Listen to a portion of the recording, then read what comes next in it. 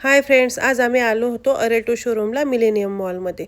आणि आम्ही अरेटो शोरूममध्येच का आलो आणि अरेटो शोरूममधून राहायला इतके महाग शूज का घ्यावे लागले याची गोष्ट मी तुम्हाला पुढे सांगतेच. अरेटो शोरूममध्ये आल्यावर पहिले त्यांनी रायाच्या पायाची उंची मोजली. त्यानंतर त्यांच्या ब्रँडची इन्फॉर्मेशन देताना त्यांनी आम्हाला सांगितले की अरेटो शूजमध्ये सुपर ग्रूज अप अटेंडंट टेक्नॉलॉजी यूज केलेली आहे. मीन्स लहान मुलांचे पाय खूप लवकरच वाढ होते. 3 to 4 मंथमध्ये आपल्याला न्यू शूज घ्यावे लागतात. पण अरेटो शूज असे नाहीत, ते आपल्या बाळाच्या पायाच्या वाढीप्रमाणे चेंज होतात आणि ते आपल्याला 1.5 ते 2 वर्षापर्यंत आपल्याला ते यूज करू शकतो. त्याचबरोबर हे शूज डॉक्टरांच्या सल्ल्याने डिझाईन केलेले आहे. So wild toe box and 0 drop sole सुद्धा आपल्याला हे फीचर्स बघायला भेटतात.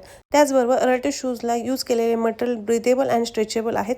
सो आम्हाला हे रायासाठी एकदम परफेक्ट वाटत होते. आता रायासाठी आम्ही अरेटोच का घ्यायला गेलो, तर अरेटो आम्ही शार्क टँक इंडियामध्ये बघितला होता हा ब्रँड, आणि त्यानंतर आम्ही याचे थोडे रिव्ह्यूजही ऑनलाईन चेक केले आणि आय थिंक रायालाही शूज खूप आवडले असावेत. बघा तो किती छान ट्रायल घेत आहे ते. इथे ऑप्शन थोडे लिमिटेड आहेत, पण 7 ते 8 ऑप्शनमध्ये आपल्याला एक कोणता ना कोणता ऑप्शन आवडतोच. बघा रायाने हे शूज घालून पहिले ट्रायलसुद्धा केली, चालता येते की नाही, आणि त्याला शूज खरंच कम्फर्टेबल वाटले असावेत आणि ते खूप छान पण दिसत होते. आता आम्ही त्याच्यात कोणते कलर घ्यावे, कसे घ्यावे याच्यात पुढे आलो, कारण की रायाला तो आवडत होता. पहिले हा एक ऑप्शन होता आणि हा सुद्धा एक चांगला ऑप्शन होता. बघा किती छान डिझाईन आहेत ते.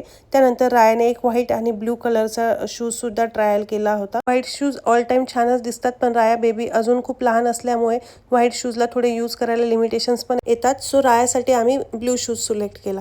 आता रायाला इतका ब्रँडेड शूज का घेतला, तर याच्या मागचे खरं कारण आहे की राया आता खूपच पळतो, इकडे तिकडे पडतो, कारण की रायाला इतक्या दिवस आम्ही लोकलच शूज घेतले, पण त्याची काही ग्रिप व्यवस्थित राहत नाही. सो शूज पटकनच कुठेही चालताना पळताना या युटर्न करताना पडले जातात. बघा रायाला कालच किती जोरात लागलं ते.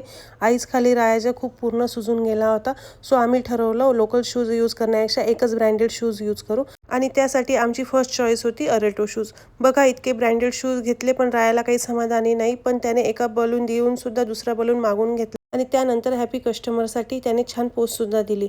आणि अशी होती रायाची फर्स्ट ब्रँडेड शूजची कहाणी. लाईक, कमेंट, सबस्क्राईब करायला विसरू नका. बाय.